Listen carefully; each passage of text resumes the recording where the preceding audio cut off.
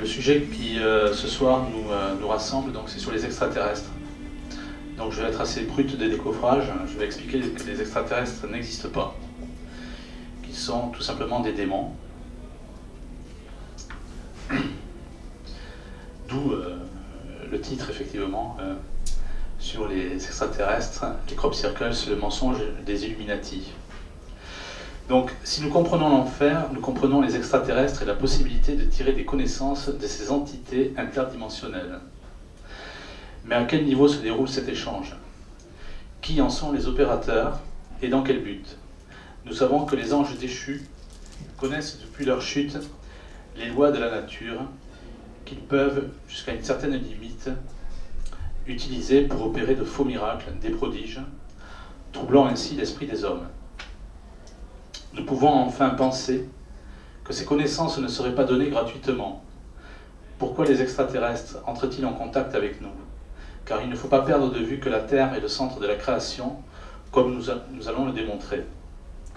Je me permets de rappeler en outre que les enfers sont des lieux effroyables où se déroulent d'énormes souffrances. La rédemption du Christ et son corps mystique, la Sainte Église et ses miracles, opposés aux prodiges, nous offre la possibilité d'échapper au destin des âmes damnées. Je voulais le rappeler. Nous connaissons les enfers par les extases des saints. Les extraterrestres qui sont de faux saints nous égarent sur cette réalité. Les éléments abordés nous permettront de comprendre le rôle des extraterrestres dans un avenir en gestation. Donc c'est tout l'exposé qui s'articule autour de cela. Des extraterrestres qui sont des démons, pourquoi nous donnent-ils effectivement des connaissances et par quel biais? L'histoire des apparitions d'OVNI. Dans les annales du pharaon Thoutmôsis III, en 1470 avant Jésus-Christ, les scribes parlent de cercles de feu dans le ciel. Le 2 août 216 avant Jésus-Christ, jour de la bataille de Cannes, qui verra la victoire écrasante du général carthaginois Hannibal sur les Romains, des cercles de feu parcourent le ciel. D'après l'ufologue Jacques Vallée, dans Chronique des apparitions extraterrestres publiée en 1969, il expose qu'en 1768, Goethe est témoin d'un événement extraordinaire. Il se rend à l'université de Leipzig, le poète allemand raconte, donc je cite, « Soudain, dans un ravin à droite de la route, je vis une sorte d'amphithéâtre merveilleusement illuminé. Dans un espace en forme de tuyau, brillait un nombre incalculable de petites lumières posées comme des marches, les unes sur les autres. Elles brillaient si fort que l'œil en était ébloui. Reste à savoir maintenant si cela était un pandémonium de farfadets ou une assemblée de créatures lumineuses, je ne saurais décider. » Il y a aussi le cas d'Alençon, dans l'Orne, le 12 juin 1790. Des fermiers aperçoivent un énorme globe flamboyant se déplaçant en très grande vitesse. Il répand sur son passage un son particulièrement strident, s'écrase sur les faîtes d'une colline et arrache la végétation. Il fait très chaud. Le feu menace de s'étendre, le maire, un médecin et d'autres personnalités locales donc, se rendent sur le lieu et constatent les faits. Nous remarquons par ailleurs que les apparitions des ovnis s'adaptent avec le temps. C'est-à-dire que nous observons au Moyen-Âge des caravelles qui apparaissent dans le ciel, puis maintenant ce sont des ovnis. Et tout à fait récemment, c'est paru dans un livre qui s'appelle OVNI Danger, appel à vigilance, paru en 2010. Donc c'est l'ufologue Bob Pratt qui explique qu'au Brésil, il y a des ovnis qui aspirent des hommes en quelque sorte, avec des faisceaux lumineux bleus. Donc ce sont des témoignages, il y en a plusieurs. Les personnes donc, qui sont victimes effectivement de ces apparitions sont brûlées au 3e degré et la plupart d'entre elles meurent effectivement. Donc ces faits, on ne peut pas les nier. C'est l'interprétation qu'on en fait. est intéressante. C'est-à-dire qu'il y a deux possibilités sur les extraterrestres. Soit vous dites ça n'existe pas, vous balayez ça d'un revers de main, et on n'avance pas parce qu'il y a trop de témoignages, on le voit de par le passé. Ces témoignages suivent la technologie du moment, voire la précèdent, comme s'il s'agissait de nous attirer quelque part. Ou alors on y croit, d'une manière assez naïve, je dirais. Moi je pense qu'il y a une troisième piste. C'est cette piste effectivement qu'on va explorer. Le général de l'armée de l'air, Denis Letty, ancien directeur de l'IHEDN, qui est l'Institut des hautes études de la défense nationale, a fait un rapport qui s'appelle le rapport Cometa, qu'il a remis en 1999 à Jacques Chirac, qui était président, et à son premier ministre Lionel Jospin.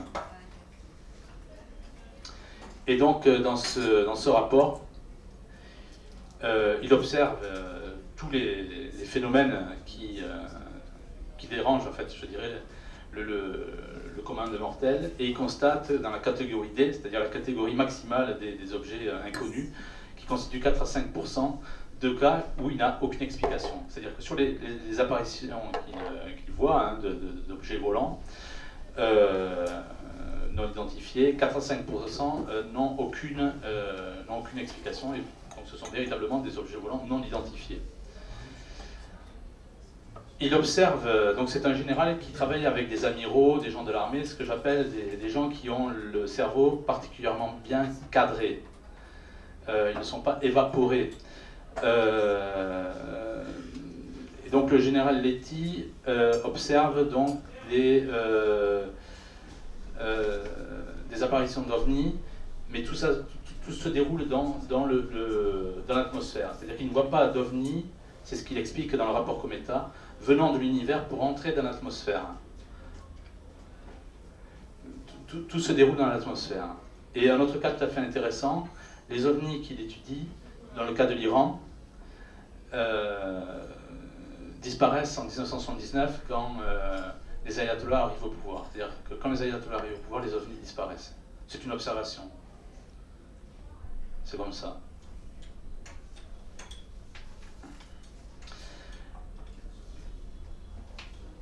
Pour comprendre donc les ovnis, il est intéressant de parler aussi de l'expansion de la culture extraterrestre. Ce développement de la culture extraterrestre est contraire à la mission du Christ. Le Christ apparaît dans la Bible pour donner la vie éternelle. Il n'apparaît pas ailleurs. C'est-à-dire que dans la Bible, on parle seulement du Christ venant sur terre. Et les seuls extraterrestres présentés dans la Bible sont les anges et les anges déchus. Je m'explique. Nous avons perdu la vie éternelle depuis le péché originel. Depuis l'éviction d'Adam et Ève du paradis terrestre. La mort est une intruse. C'est-à-dire que l'homme est éternel du temps d'Adam et Ève. Et la mort est une intruse, c'est-à-dire que le péché originel est puni par la mort. Mais cette mort touche toute la création, c'est-à-dire l'homme, mais aussi les planètes, toute la création. Et par sa résurrection, en fait, le Christ ramène l'homme à la vie éternelle. Le révérend père Placé, par exemple, au XVIIe siècle, expliquait que, c'était un scientifique de l'époque, expliquait que les astres brillaient moins qu'au moment de la création ou juste après. C'était pour démontrer que le péché originel, donc, avait touché les étoiles, les planètes, enfin. Et puis, est-ce qu'il paraît aussi que les êtres étaient plus grands avant? Excusez-moi, madame, on verra plus tard. Malheureusement, la science avance sur d'autres principes, sur des principes extraterrestres. Crowley affirme « Notre but est la religion, notre moyen est la science ». Aleister Crowley est d'ailleurs un franc-maçon du 33e degré. Il avoue qu'il sacrifia de 1912 à 1928 150 enfants par an dans son livre « Magic in Theory and Practice ». C'est pour démontrer, avec son nom et d'autres, entre les mains de qui est tombée la science. Jack Parsons, qui était un de ses adeptes, un sataniste au placé, qui était le père du programme spatial américain. Enfin, c'est un homme assez horrible, qui, entre autres, filmait ses ébats amoureux avec sa mère, est au centre, effectivement, de la science, de la nouvelle science américaine. Et quand il est décédé, Guggenheim, qui est défini par notamment l'américain Fritz Springmeier, parmi les 13 familles sataniques, quand il est décédé, Guggenheim lui a dit il faut donner à la Lune, au cratère de la Lune, un des cratères de la Lune, le nom de Jack Parsons. Mais il n'a dit pas n'importe lequel cratère, un cratère de la face cachée de la Lune.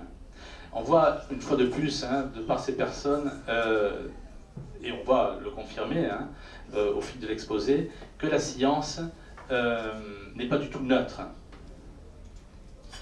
En 2003, par exemple, le président George W. Bush, annonçait pour 2009 le projet d'une mission habitée sur Mars, Prometheus. Elle cherche des indices de vie dans l'univers. Nous sommes encore une fois là, en dehors du champ de la Bible, en dehors du champ du Christ. C'est-à-dire, on va chercher la vie ailleurs que sur la Terre. Et le cas qui suit est particulièrement signé. La sonde Beagle 2. Il faut savoir que Beagle, c'était le bateau qui a mené Charles Darwin sur les îles Galapagos. Là, c'est une sonde Beagle 2 qui devait se poser sur Mars le 25 décembre 2003 pour chercher des indices de vie. Le 25 décembre, la sonde Beagle 2, donc c'est vraiment signé, devait se poser sur Mars pour trouver des indices de vie. Ça n'a pas eu lieu parce que l'Agence spatiale européenne a perdu la sonde. Cet exemple montre typiquement quelle est la logique qui anime effectivement la science aujourd'hui. C'est une logique anti-chrétienne et anti-Dieu. Et quand on regarde Crowley et quand on regarde Parsons, cette logique, n'ayons pas peur des mots, est typiquement satanique. Dans ce schéma, les exoplanètes gazeuses et telluriques sont faites pour habituer notre esprit à la vie extraterrestre. Les exoplanètes sont des planètes qui sont des planètes extérieures à notre système solaire. Le 6 octobre 1995, la presse présente la découverte de la première planète extrasolaire, qu'ils appellent 51 Peg B, qui est une gazeuse. Malgré les calculs très affinés, les scientifiques estiment très généreusement le diamètre de l'exoplanète entre la moitié et le double de celui de Jupiter. En fait, ils n'en savent trop rien. Pendant les 8 prochaines années, 107 exoplanètes auraient été localisées. En 2007, elles seraient plus de 200. Le 20 avril 2007, le journal britannique Daily Mail informe ses lecteurs qu'une planète comme la nôtre tourne en orbite autour de l'étoile Gliese 581, à plus de 20 années-lumière de notre système solaire. Cette exoplanète est de type tellurique, c'est-à-dire qu'on a commencé avec les exoplanètes gazeuses et on avance avec les telluriques. Tout ça pour nous habituer à penser que la vie peut être possible ailleurs que sur la Terre. Et je vais vous montrer après que la Terre est véritablement, avec quelques exemples, le centre de la création. Ce qui est étrange, c'est que l'ellipse des planètes, de notre système solaire, est cependant située à une distance respectable du Soleil, supérieure à 3 unités astronomiques. C'est-à-dire, une unité astronomique, c'est Terre-Soleil, la distance.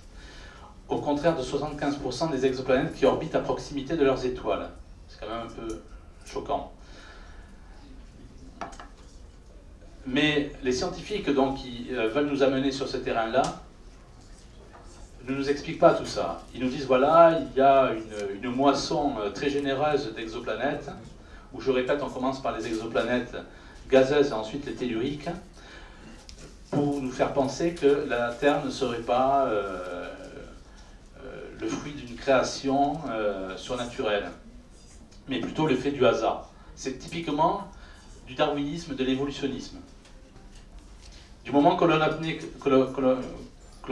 que la Terre est effectivement la conséquence d'un accident, cette conséquence accidentelle doit pouvoir s'être produite ailleurs dans l'univers. Mais les scientifiques ne pensent en aucun moment, quand ils observent ces planètes, ou soi-disant planètes à proximité de Soleil, qu'elles puissent être des étoiles avortées, c'est-à-dire des étoiles qui n'auraient pas eu assez d'hydrogène et d'hélium pour faire leur combustion. Et en plus, ils ne disent pas que ces planètes sont observées dans des lieux extrêmement poussiéreux. C'est-à-dire que la Terre et notre système solaire est dans un endroit de la galaxie qui est très peu poussiéreux. Donc toutes ces suppositions ne sont pas échafaudées, et vous avez des exos, ce qu'on appelle des exobiologistes, qui, malgré ça, vont s'amuser à imaginer qu'il pourrait y avoir la vie, parce que la température serait de 20 degrés, et qui font des dessins pour effectivement habituer notre regard et notre pensée sur une vie qui serait effectivement une vie possible ailleurs dans l'univers. Donc on voit le cheminement du mensonge.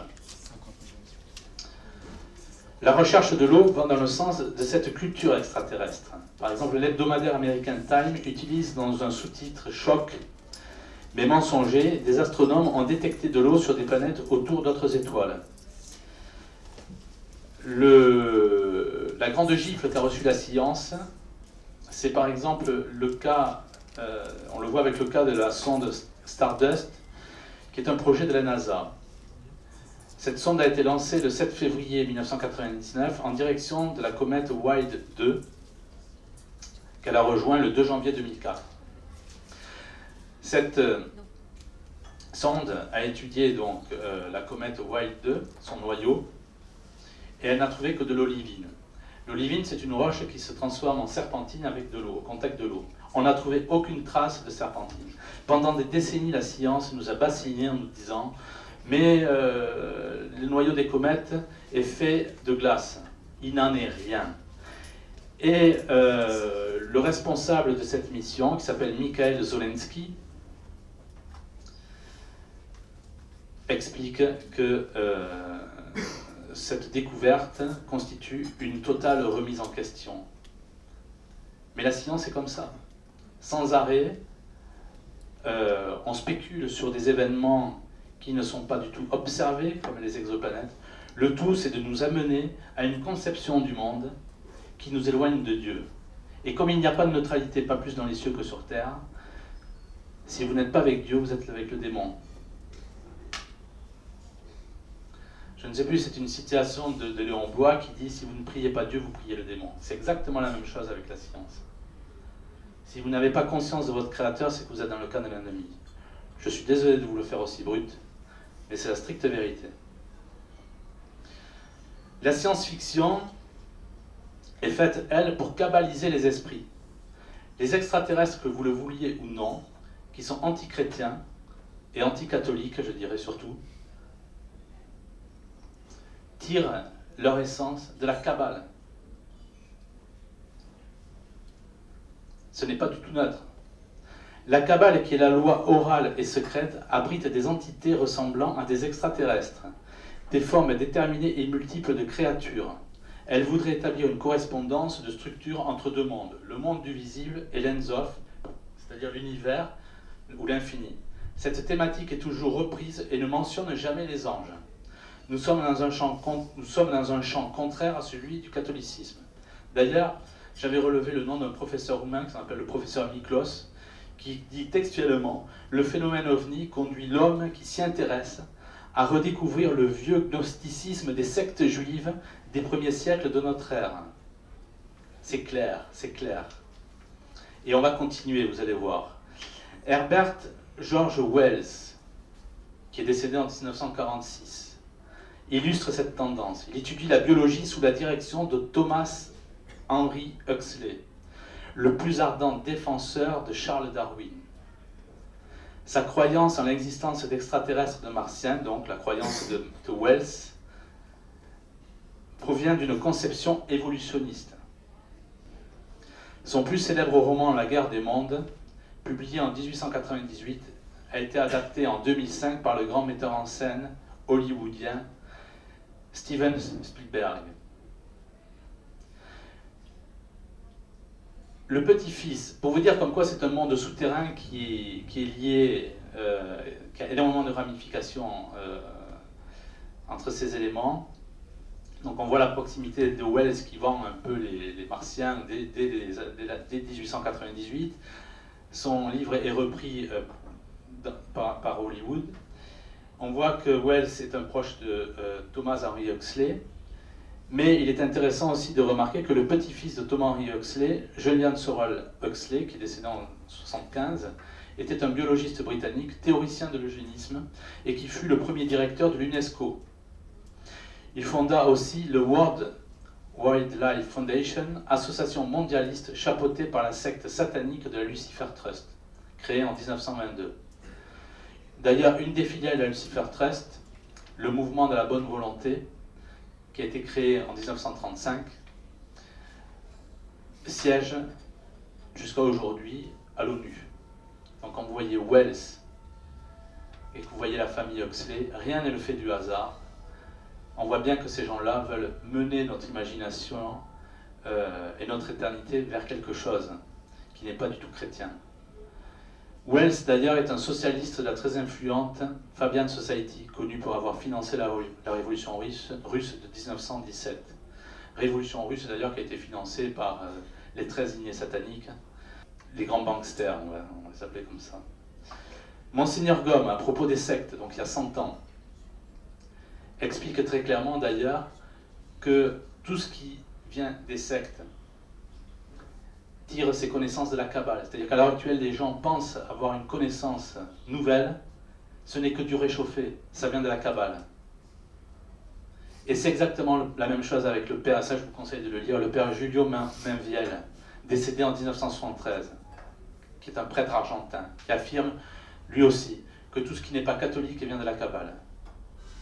Et on a aussi le docteur Pierre Dequesne, ingénieur en génie atomique, qui affirme la même chose dans la science du XXe siècle, mythologie ou Bible du démon, qu'il a écrit en 1996 en s'appuyant notamment sur Newton fréquentant des groupes kabbalistes. Il met tous les grands scientifiques de notre monde en expliquant les fréquentations, on va dire, pseudo-scientifiques qu'ils avaient. Et tout remonte à la Kabbale. En 1974, le prix Nobel d'économie autrichien, Friedrich August von Hayek, écrit « À l'avenir, les hommes verront dans notre époque une ère de superstition essentiellement associée au nom de Marx et de Freud. » Il y a aussi un autre prix Nobel de physique, en 1970, Hannes Olof Gösta Alfen. Il dit « Le triomphe même de la science a libéré des forces qui font apparaître des mythes plus puissants que la science. Il est de plus en plus difficile d'opérer une distinction entre science et science-fiction. Le Big Bang est un mythe qui mérite une place d'honneur dans un zoo. » Et pour parler du Big Bang, un de ses fondateurs, on va dire, fondateur de cette théorie mensongère, Fred Hoyle, l'avait appelé ainsi pour se moquer de cette théorie, à laquelle il ne pensait pas qu'un jour elle soit aussi bien diffusée. Et d'ailleurs, Fred Hoyle pensait que l'univers était stationnaire. Et on n'a jamais repris la théorie, effectivement, de Fred Hoyle sur un univers stationnaire. Et d'ailleurs, pour étayer ce volet, il y a aussi un astronome, Alton Harp, qui est décédé en 2013 à Munich, qui est un Américain, qui a dû quitter les États-Unis parce que justement, il avait expliqué que toute l'interprétation de l'univers avec la lecture en fait, de Doppler-Fizeau était complètement fausse. Il a perdu son travail, donc il a dû aller en Allemagne, et il est décédé donc il y a 2 ans. Vous avez plusieurs scientifiques qui pensent que l'univers est stationnaire. Et bien entendu, on n'en parle jamais. Tout simplement parce que le but avec cette science qui n'est pas scientifique, mais qui est kabbaliste, c'est d'amener notre esprit sur la science-fiction, sur une thématique qui n'est pas du tout chrétienne. L'univers est une création divine, je vais vous le démontrer. Déjà, le docteur Pierre Dequesne, qui est ingénieur en génie atomique, qui écrit dans son livre, dont je rappelle le titre et je vous recommande vivement la lecture, La science du XXe siècle, mythologie ou Bible du démon. Il écrit « L'univers est homogène et isotrope, dans le cas de l'univers primitif du Big Bang. Or aujourd'hui, il est tout l'inverse, hétérogène et très structuré. » Il écrit encore « La composition chimique de l'univers est identique à celle du système solaire. C'est complètement invérifiable. De plus, les scientifiques n'expliquent pas l'origine de l'hydrogène, qui est la première étape nécessaire pour la nucléosynthèse des autres éléments. Ne parlons pas non plus de la cause de l'explosion initiale. Il continue. La durée de formation des galaxies est insuffisante. L'évolution des galaxies est à contre-courant de celle de l'univers. La matière des galaxies est arrivée à se condenser dans un univers en expansion. La théorie montre qu'il faut un temps considérable pour former une galaxie supérieure à celui écoulé depuis le Big Bang. Je n'ai pris que quelques points, mais ce qu'explique le docteur Pierre Dequesne dans son livre, que vraiment je recommande, qui ne paye pas de mine, mais qui est vraiment une richesse, il a peut-être une vingtaine de points où il bat en brèche toute la théorie du Big Bang. Vous avez aussi Christian Bizoir, qui est astronome à l'Observatoire de Paris. Lui explique dans des conférences créationnistes que le cosmos, parce que cosmos ça veut dire harmonie, et il explique toute l'harmonie du cosmos. Il dit par exemple que si on multiplie la distance Jupiter-Soleil par 2, nous obtenons la distance séparant Saturne au Soleil. Si cette dernière distance Saturne-Soleil est multipliée encore par 2, nous obtenons la distance Uranus-Soleil. Et il y a plein de mesures qu'il a prises, où il part même en Égypte, où il constate que les temples reproduisent, de par leur construction, les dimensions de l'univers. Si vous n'avez pas compris ce qui s'est passé sur la montagne avec Moïse, vous ne pouvez pas comprendre le savoir qui a été transmis par Dieu à l'homme. La Terre est le centre de la création. Dans la Voie lactée, les étoiles les plus proches de la Terre sont à une distance suffisante pour émettre de la lumière et être visibles sans que nous soyons irradiés. C'est-à-dire qu'en fait, quand vous sortez la nuit avec votre fils ou avec votre un ami ou un parent, vous pouvez regarder tranquillement les étoiles sans être irradié. C'est quand même assez sympa. Le Soleil est décalé des 2/3 par rapport au centre de la galaxie. C'est-à-dire quand on regarde la galaxie, nous sommes aux 2/3 à l'extérieur. Nous ne sommes pas dans un endroit poussiéreux de la galaxie. S'il était moins excentré, donc plus proche de la masse stellaire, les nuits seraient inexistantes. Inversement, si le système solaire était encore plus éloigné du centre galactique, notre ciel serait uniforme et sans étoiles. Nous serions perdus dans l'immensité cosmique. Je ne prends que quelques exemples, parce que là, il y en a des centaines, pour démontrer véritablement que la Terre et l'univers est véritablement le centre de la création. Par rapport aux autres étoiles, les oscillations du Soleil sont très faibles et sa position fournit suffisamment de chaleur et de lumière. L'émission des ondes est parfaite et sans nocivité. L'axe d'inclinaison de la Terre est de 23 degrés, 23,5. D'ailleurs, les créationnistes ne sont pas tout à fait d'accord sur ce sujet. Certains pensent que l'axe de la Terre est apparu après le déluge de Noé. D'autres pensent que c'était peut-être, ça existait peut-être avant. Moi, je suis plutôt de la première tendance. Je pense que c'est apparu après le déluge. En tout cas, l'axe d'inclinaison de la Terre est de 23,5 degrés. Avec beaucoup de précision, l'hémisphère nord, d'avril à septembre, et l'hémisphère sud, d'octobre à mars, reçoivent une répartition équivalente de chaleur émise par le Soleil. Les variations saisonnières sont essentielles pour le renouvellement de la nature, le bourgeonnement des fleurs et des arbres, la reproduction de certaines espèces animales. La distance au Soleil est idéale. Si la Terre était de 10% plus proche du Soleil, elle se transformerait en fournaise. A contrario, si elle était de 10% plus éloignée, un désert de glace couvrirait sa surface. On voit que tout est bien calculé, et je vous garde le meilleur pour la fin. Selon l'abbé Moreux, décédé en 1954, pour que la température de la surface terrestre n'évolue pas dans des proportions trop fortes, il faut que l'orbite soit très peu excentrique et voisine du cercle. Pour que ces dimensions soient aussi parfaites, nous ne sommes pas dans le dessin du Big Bang. Ça ne peut pas être le fait du hasard. La pesanteur de la Terre est parfaite. L'eau reste à l'état liquide. Quand on va chercher de l'eau sur Mars, ce n'est pas possible parce que la pesanteur est trop faible et l'eau ne resterait pas au sol, elle s'évaporerait. Un manque de gravité se traduirait par une plus grande évaporation due à une pression atmosphérique plus basse. Et le meilleur, c'est la Lune et le Soleil. Vous savez très bien que la Lune est bien plus petite que le Soleil. Et pourtant, quand vous regardez ces deux astres créés le 4e jour de la création, les deux luminaires, un qui domine le jour et un qui domine la nuit, et bien vu de la Terre, leur dimension est parfaitement égale. Et d'ailleurs, quand vous avez une éclipse de soleil, il fait nuit sur Terre. Parce que ces deux cercles, ces deux luminaires, vus de la Terre, sont exactement de la même dimension. Ça, c'est un clin d'œil de la création adressé à l'homme. Bien sûr, celui qui ne croit pas en Dieu ne veut pas le voir. Mais j'ai connu un scientifique, je fais une parenthèse comme ça, un très grand scientifique, franc-maçon d'ailleurs, qui s'est converti, qui a lu la Bible.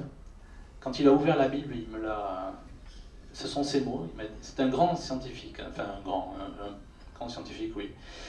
Il a un voile qui est tombé de ses yeux. Il a quitté la franc-maçonnerie. Et maintenant, il explique tous les mensonges du darwinisme. La création est véritablement quelque chose de fantastique. Je n'ai pris que 5 points, vous en avez des centaines comme ça. On peut aussi regarder les autres planètes. C'est fantastique. Hein. Les démons sont transformés en extraterrestres. Donc là, ce que j'ai démontré, c'est que nous sommes le centre de la création et il n'y a pas lieu de chercher ailleurs de la vie. La vie est bien sur Terre. Tout simplement parce que, je le répète aussi, à travers la Bible, le Christ n'apparaît que sur Terre. Parce que Dieu veut, à partir effectivement du Rédempteur, ramener sa créature à la vie éternelle qu'il a perdue depuis l'éviction du paradis terrestre d'Adam et Ève. Car depuis cette éviction, la mort est une intruse. La mort est nouvelle. La mort n'existait pas au début de la création. À côté de ce monde de légende, nos voisins seraient des extraterrestres. Curieusement, ces extraterrestres portent des noms de démons. C'est quand même curieux ça, non? Quel étrange mélange avec une interprétation de la Kabbale. Dans le livre La 12e planète du juif Zachariah Sitchin, il expose l'existence d'une planète inconnue, Nibiru. Les Sumériens y auraient identifié leurs ancêtres, les Anunnakis. Je continue son délire. Sitchin pense que la Mésopotamie aurait été la première colonie terrienne de ces visiteurs venus de l'espace. Les Anunnakis auraient créé l'Homo sapiens en croisant leurs propres gènes avec ceux de l'Homo erectus. J'ai même du mal à le lire. Ils en auraient fait leurs esclaves pour l'extraction des matières premières nécessaires à la protection de l'atmosphère de leur planète. Zachariah Sitchin est convaincu de l'existence de cette planète. Quand vous regardez qui sont les Anunnakis, ce ne sont pas des extraterrestres. C'est même écrit dans l'encyclopédie de l'islam. Les Anunnakis ne sont ni plus ni moins que les gardiens de l'enfer de la civilisation de Sumer. Et vous pouvez prendre d'autres noms d'extraterrestres comme Semjaz, Ashtarte, Ashtaroth, qui apparaissent par chat de ligne, comme on dit. C'est tous des démons. L'écrivain français Jacques Collin de Plancy, dans son dictionnaire infernal en 1819, cite un diable nommé Orton, qui est aussi un extraterrestre à l'heure actuelle, qui est repris donc dans le lexique extraterrestre. Ça ne fait aucune exception. Ashtar est également apparu à l'ufologue américain George Fantassel, qui est décédé lui en 1978, pour lui demander de sauver le monde. Tiens, c'est quand même curieux. Les extraterrestres vont sauver le monde. Ça ne nous rappelle pas quelque chose? Ashtar se manifeste sous les traits du commandant d'une flotte de vaisseaux intergalactiques et interdimensionnels. Son nom, The Ashtar Command, viendra sur Terre pour évacuer les personnes les plus valeureuses.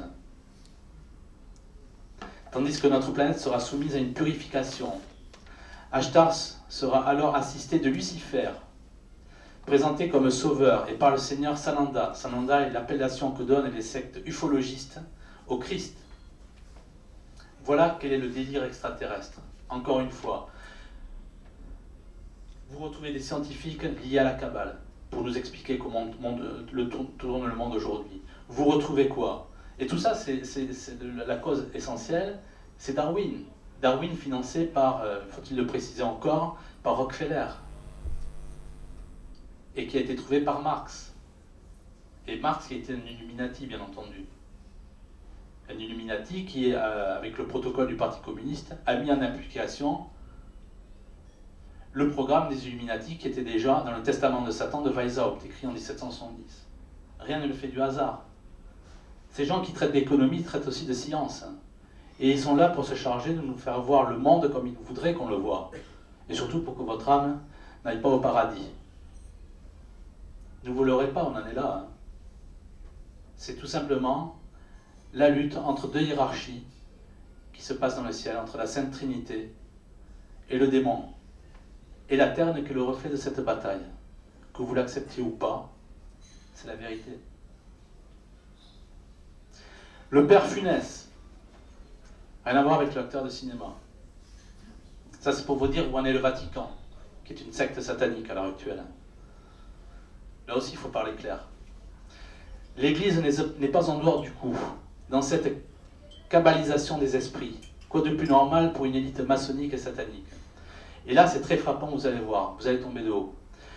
L'Osservatore Romano, du 14 mai 2008, publiait un entretien non moins révélateur accordé la veille, c'est-à-dire la veille du 14 mai 2008, c'est-à-dire le 13 mai 2008. Le 13 mai, c'est le jour de la première apparition de la Sainte Vierge à Fatima. Et bien qu'est-ce qu'il dit ce gars-là, le père Funès qui est le responsable de l'Observatoire du Vatican, le 13 mai, et c'est reporté donc dans la presse du Vatican le 14 mai, mais le 13 mai 2008, qui est un jour d'anniversaire, on va dire, de la première apparition de Fatima, parce que je fais une parenthèse, Fatima, pour ceux qui délirent, ce n'est pas un miracle. Il y a 70 000 personnes qui ont vu le soleil tourner, il y a eu des milliers de gens qui ont eu des guérisons miraculeuses. Le corps, par exemple, de Jacinthe, qui est décédé en 1920, quand on l'a enlevé la première fois de son cercueil en 1935, il était tout à fait intact. Et quand on l'a enlevé pour le mettre dans une basilique en 1951, il était encore intact. Mais tout ça, pour les ufologistes, ce ne sont pas des miracles. Mais oui, puisqu'ils sont complètement fous, ils ne voient que par le démon, mais qu'ils s'appellent extraterrestres. En tout cas, le père Funès, le 13 mai, jour d'anniversaire de la première apparition à Fatima, dit « Il n'y a rien de contraire dans le fait de croire aux extraterrestres par rapport à la foi catholique. »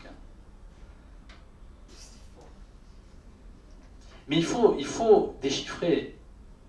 Il faut déchiffrer. Et ce n'est pas terminé.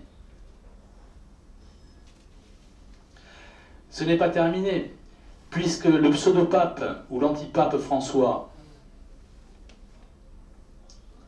déclare, tenez-vous bien, le 12 mai 2014. Le 12 mai 2014. Le père Funès, qui n'est pas un comique, fait cette déclaration le 13 mai 2008, et le pape actuel, le 12 mai. C'est quand même fou par rapport à Fatima, puisqu'on rattache Fatima à il y a un nuage, il y a plusieurs phénomènes qu'on voudrait ne pas attribuer effectivement à la Sainte Vierge, mais attribuer aux extraterrestres. Et comme par hasard, eux, ils font des déclarations sur les extraterrestres. Par exemple, l'antipape François, le pseudo-pape actuel, dit qu'il serait bien d'accord pour baptiser les martiens. Et ils disent tous, ils font ces déclarations séparément sur les extraterrestres au mois de mai et à des jours proches, on va dire, 13 mai, 12 mai, proches de, ça c'est ce que j'ai constaté, de la première des 6 apparitions de la Sainte Vierge à Fatima. Fatima, c'est véritablement un miracle. Et ces gens-là, qu'est-ce qu'ils viennent faire avec leurs mains dégueulasses? On ne sait pas. En tout cas, ce n'est pas l'effet du hasard. D'ailleurs, pour montrer que ces gens du Vatican à l'heure actuelle, Vatican II, croient à des entités assez bizarres, vous reprenez par exemple la mitre d'intronisation de Ratzinger, Don Luigi Villa, qui était le fils spirituel de Padre Pio, disait qu'il y avait 9 rabbins dans la famille de Ratzinger, c'est-à-dire de Benoît XVI. Ratzinger, quand il a été intronisé pape en avril 2005, il y avait le dieu Pan sur sa mitre, c'est-à-dire un démon de l'Antiquité grecque. Et ça, il y a une reproduction à la même échelle à la cathédrale de Munich que j'ai vue, c'est extrêmement clair. Vous avez aussi des étoiles juives les autres jours sur des mitres de pape. Enfin, tout sauf des symboles catholiques. C'est quand même curieux, non? Et ces gens parlent des extraterrestres. Moi, j'ai l'impression qu'il y a des choses bizarres qui se passent. Les crop circles, œuvre du démon au Moyen-Âge. En 1820, dans le Surrey, des fermiers du sud de l'Angleterre trouvent dans leurs champs de blé des dépressions circulaires. Des vagues de crop circles, c'est-à-dire des dessins dans les champs, vous savez, marquent aussi le milieu des années 70 et le début des années 80. Il faut que j'explique les crop circles pour comprendre aussi les ovnis. La raison de leur augmentation à ces périodes précises reste inconnue. Leurs dimensions peuvent s'étendre sur 6000 m², avoir une longueur de 1300 mètres. D'autres échantillons de plantes recueillent de fortes concentrations d'oxyde de fer. C'est-à-dire qu'en fait, sur les plantes des crop circles, ce qu'on remarque, c'est qu'il y a de l'oxyde de fer que l'on obtient en chauffant à 500 degrés et les feuilles sont complètement intactes. C'est quand même curieux. Et il y a d'autres curiosités. Par exemple, quand vous y allez, il y a eu un reportage de la BBC. Ça faisait rire tout le monde. Je sais quoi encore ces superstitions. Et les gars de la BBC sont allés sur un crop circle et la caméra ne fonctionnait plus. Ils n'ont pas pu faire le reportage. C'est pareil avec les cartes bleues, quoi. Ne faites pas, enfin, ne retirez pas sur un crop circle, ça ne marchera pas.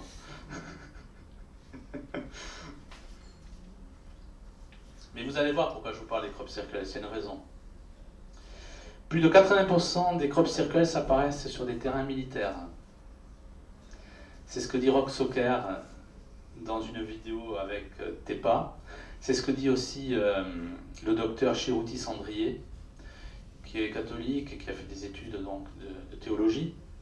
Et c'est ce que dit aussi un type très intéressant qui n'est pas traduit en français, qui est un américain, qui traduit en allemand en revanche, Nick Redfern. Ils constatent tous que les crop circles, c'est marrant, elles apparaissent sur les terrains militaires. Et ce qui est d'autant plus curieux, c'est que quand vous lisez OVNI 40 ans de désinformation, c'est donc celui qui a écrit ce livre aux collections du Rocher, c'est Jacques Parmentier, dédicacé par Volkov, un gars qui avait l'esprit aussi bien cadré. Ils ont constaté qu'à un moment, il y a eu de faux crop circles, et au même moment, dans le monde entier, la presse, la grande presse, la télévision, au même moment, comme s'il y avait eu un mot d'ordre, tous ces médias se sont précipités que les crop circles c'était des faux. Comme si les faux devaient cacher les vrais crop circles qui apparaissent sur les terrains militaires. Quand vous allez voir qui est derrière les crop circles, vous allez comprendre qu'il y a tout intérêt à ce qu'on croit que ce sont des faux ou des extraterrestres qui sont derrière.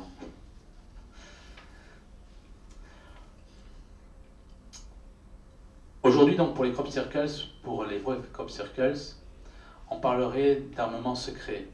Mais ce qui est gênant, c'est qu'au Moyen-Âge, on ne peut pas parler d'armement secret. Or, les gens du Moyen-Âge parlaient de démons. C'est-à-dire qu'ils disaient que c'était l'œuvre du démon. Est-ce qu'il y a un lien entre l'armement secret d'aujourd'hui et l'œuvre du démon au Moyen-Âge? C'est ce que nous allons voir plus tard.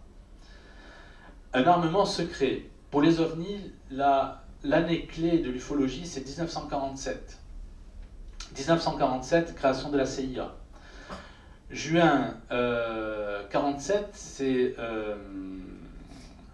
9 soucoupes volantes qui apparaissent à Kenneth Arnold, qui est un aviateur américain. 1947, un mois après, c'est Roswell. Et ce qui est marrant, c'est que Kenneth Arnold voit des soucoupes volantes, c'est lui qui donne le nom de soucoupe volante, parce qu'il voit des choses qu'il ne comprend pas. Et après, on apprend que ça vient de l'ère 51 aux États-Unis. Pour la création de la CIA en 1947, c'est qu'on remarque dans des groupes ufologistes comme le NICAP, des groupes où on peut tout admettre, sauf la théorie de l'armement secret, c'est-à-dire que ce sont des groupes qui développent la théorie des extraterrestres, on y retrouve des gens de la CIA. Comme s'il s'agissait d'égarer les esprits, c'est-à-dire d'amener les esprits des réflexions en dehors de l'armement secret pour les conduire chez les extraterrestres. D'ailleurs, le Spiegel du 30 mars 1950 donne la parole à l'ancien officier de la Luftwaffe, Rudolf Schriever, qui affirme avoir travaillé avec une équipe sur des prototypes d'avions en forme de soucoupe volante pendant la Seconde Guerre mondiale. D'ailleurs, c'est assez intéressant parce que Kenneth Arnold, quand il voit les 9 soucoupes volantes, il dit il y a la 9e qui voit, d'après son témoignage, ressemble aux ailes des frères Horten qui travaillaient donc sous le Troisième Reich sur, soi-disant, de l'armement secret. Mais continuons, vous allez voir. Leslie Naspin affirme qu'en 1981 et 1985, le budget des armes secrètes a été multiplié par 8. Des armes secrètes américaines. Mais qui est Leslie Aspin pour dire telle chose? Qui est décédé en 1995 d'un accident vasculaire cérébral. Leslie Aspin fut secrétaire de la Défense de 1993 à 1994, donc aux États-Unis. L'année suivante, il occupera le poste de directeur du Conseil du renseignement étranger pour le président américain. Nous lisons aussi que le général Denis Letty, qu'on a rencontré tout à l'heure dans le cadre du rapport Cometa, reprend une information tirée du Jane's Defense Weekly de juin 1996. Le Jane's Defense Weekly, c'est très connu dans le domaine de la défense, même en France. C'est le magazine de la défense américaine. Et donc, le général Letty reprend cette phrase du Jane's Defense Weekly, qui est complètement incroyable. Je cite. « Un ancien officier marinier du 2e bureau de la marine, Bill Cooper, révélera que le Council for Foreign Relations, le CFR, qui selon lui gouverne le monde à travers le Bilderberg et la trilatérale, le ferait en étroite relation avec les EBE. Les EBE, c'est-à-dire ce sont des extraterrestrial biological entities, c'est-à-dire des extraterrestres, des entités interdimensionnelles. C'est-à-dire le plus grand magazine de l'armée américaine en juin 1996 dit que des groupes comme le CFR, le Bilderberg et la trilatérale, c'est-à-dire ce sont des groupes apparents des Illuminati, travaillent avec des EBE. C'est pas moi qui le dis, c'est le Jane's Defense Weekly, repris par le général Letty. Ce passage rappelle les prises de position du colonel Corso. Cet officier de l'armée américaine a été décoré plus de 90 fois en 21 ans de carrière. Je crois que ça a été le plus décoré de l'armée américaine. Il a servi dans les renseignements de l'armée américaine. Il est ensuite intégré dans le bureau de sécurité nationale du président Eisenhower. Il parle de l'influence qu'a eue la technologie extraterrestre dans le perfectionnement du laser plasma, dans le programme spatial américain, la technologie militaire, notamment dans la manipulation mentale. Il s'agit de décrypter. Il parle aussi, donc, d'EBE. C'est assez troublant parce qu'en juin 1998, le colonel Corso est victime d'une attaque cardiaque, dont il semble bien se remettre. Mais un mois après, le 15 juillet, chez lui, il était terrassé par une seconde attaque cardiaque. Il décédera à l'hôpital. Aucune révélation ne sortira des archives qu'il avait constituées sur les EBE et la technologie militaire. C'est quand même curieux de remarquer qu'il y a quand même des... Jane's Defense Weekly, ce colonel Corso, qui est un des plus décorés, voire le plus décoré de l'armée américaine, disent que certaines inventions de la défense sont faites par des extraterrestres. Mais là où il faut tilter, c'est que les extraterrestres sont des démons. En clair, nous avons affaire à un savoir secret qui dépasse l'entendement et qui provient des extraterrestres, c'est-à-dire d'entités démoniaques.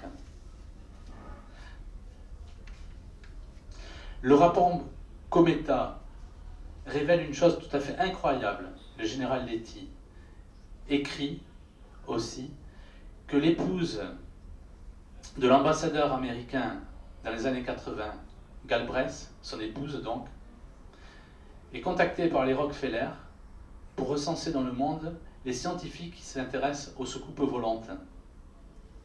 Rockefeller contacte la femme de l'ambassadeur américain à Paris pour lui demander de faire des recherches sur les scientifiques qui s'intéressent aux ovnis dans le monde. Plus loin, le rapport écrit, en parlant de Madame Galbraith, elle a ensuite dirigé la rédaction d'un ouvrage clair et documenté intitulé Unidentified Flying Objects, Briefing Documents, The Best Available Evidence. Les ovnis, rapport sur une évidence. Elle a fait parvenir cet ouvrage à plus de 1000 personnalités du monde entier. Nous constatons aussi qu'un colloque scientifique international organisé en septembre 1997 par Lawrence Rockefeller dans sa propriété de Pocantico, près de West Point, donc dans l'État de New York, donc a été organisé.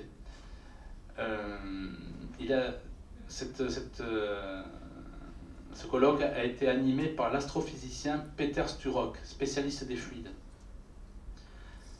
Ce colloque a été consacré aux preuves physiques concernant les ovnis. Le nom de Lawrence Rockefeller est mentionné dans le cadre des crop circles. On dit même qu'il finance des satellites pour les étudier.